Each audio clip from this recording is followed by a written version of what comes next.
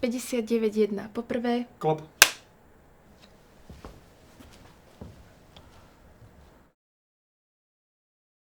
Že či boli k nám ako k študentom vždy otvorení a úprimní. A či sa to týkalo nielen pracovných nejakých vecí, ale aj nejakých osobných a tak ďalej. Čoho sa obávajú pri